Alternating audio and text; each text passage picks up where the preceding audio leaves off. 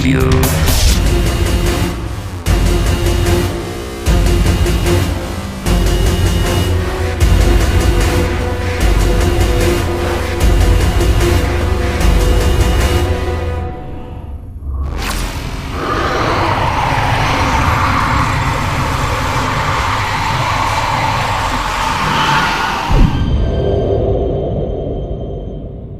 At the end of Halo 3, developer Bungie left Master Chief and Cortana adrift in a derelict ship, their fates uncertain. 2 Halo games later, Bungie bid farewell to the franchise, and still Chief and Cortana drifted. Now a new developer, 343 Industries, has taken over all things Halo and called the duo back from deep space for Halo 4.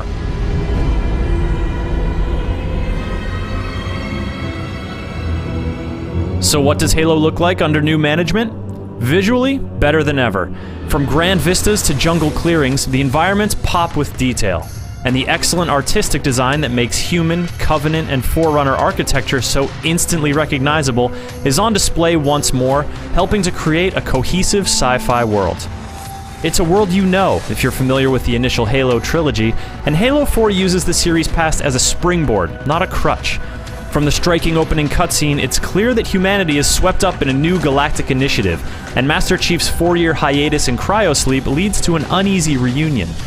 By the time you see another human, Chief and Cortana have stumbled upon a dire threat to humanity's existence, one that provides the series with its first proper villain, and whose roots in vague Forerunner mythology soon come into frightening focus. These galactic machinations are dramatic and intriguing. But the most engrossing drama of Halo 4 takes place between Master Chief and Cortana. I was put into service 8 years ago. AIs deteriorate after 7. Everyone's favorite artificial intelligence is nearing her expiration date, forcing these two all but invincible characters to face the prospect of death in a way they never really have. Great voice acting and animation underscore this emotional process, helping 343 Industries deliver a compelling narrative on both grand and intimate scales. What? I don't know. If we have a shot at getting you back to Infinity, we're taking it. Halo 4 is a clear step up in the storytelling department, but when it comes to the action, things are more familiar. Halo has always been a shooter built on clear gameplay systems that combine in complex and gratifying ways.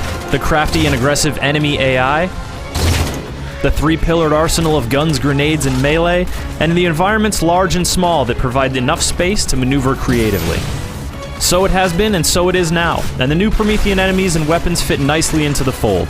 Canine crawlers fire from a distance or swarm up close, while Watchers flit back and forth, offering maddening support to their allies. Knights look fearsome and pack a wallop.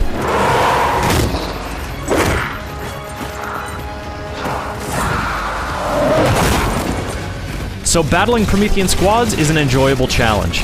Though the new weapons fit familiar niches, neat tweaks like the Bolt Shot's shotgun-esque alternate fire and the Scatter Shot's ricocheting bullets make them feel distinct. You did it! Get back!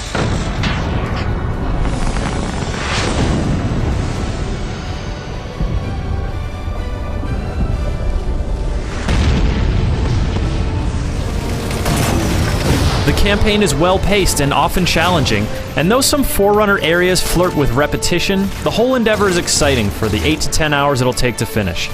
Playing cooperatively with up to 4 players is a blast, even if you're replaying a mission, as more Spartans means more freedom for you to try out different tactics, make good use of vehicles, and take time to appreciate the little things. You can also flex your cooperative muscle in a new mode called Spartan Ops. Ladies and other Spartans, listen up. Planned as a regular series, each free episode of Spartan Ops comes with a CG animated short depicting life among the Spartan Corps, as well as a number of brief, playable combat scenarios. These skirmishes are over in a matter of minutes, and this brevity makes them feel inconsequential and unsatisfying. Still, it's a flexible and novel way to deliver fresh post-release content, and it'll be interesting to see how the Spartan Ops story builds in the coming weeks and months. On the less cooperative side of things, War Games is the new name for the vaunted competitive multiplayer action that has been a genre standout for more than a decade. The classic deathmatch and objective-based game modes have returned, with a few new additions, tweaks, and gross-as-hell flood mode sword arms, but the big additions here are on the customization side. Quick sidebar here, you're gonna need a few gigabytes of free storage to install both Spartan Ops and War Games. Yes, it's required. For real. Now where were we? Ah yes. Halo has always dictated the weapons available to players in a given match, creating a level playing field from the get-go. But now, in a move reflective of modern shooter trends, Halo 4 introduces loadouts. These consist of familiar things like primary and secondary weapons, grenades, and armor abilities, as well as 2 new attributes that grant small bonuses, like quicker weapon switching, bigger grenade explosions, and quicker shield recharge. You must unlock these items as you level up, though there are always a few fully stocked predetermined loadouts to choose from. In other changes, weapons spawned on the battlefield are now clearly marked, and players who do well can call in their own ordnance drop mid-match. Choosing which of the 3 options to get is an interesting strategic decision that affects how you proceed, and adds another defensive consideration for enemies choosing to engage you. New abilities can help you deal with these variables. Promethean Vision lets you see your enemies' silhouettes, while a hard light shield can save you from imminent death. The online battlefields of Halo 4 are more varied than their predecessors, but none of these changes or additions are powerful enough to destabilize the core balance. This still plays like the competitive Halo that many have come to love over the years, and the new tweaks add a welcome freshness to the action. If you want to avoid or embrace any given element, you can always fire up a custom game and tinker with the battlefield conditions to your heart's content. Options are robust as ever, and exponentially expandable once you dip into the still incredibly powerful Forge level editor. Muck around with friends, tweak existing levels to your liking, craft something new, or simply download the fruits of other people's labor. Forge remains an impressive platform for creative play and thoughtful design. Victory! Halo 4 is every bit the massive shooter package that its predecessors were, and it holds the series standard high.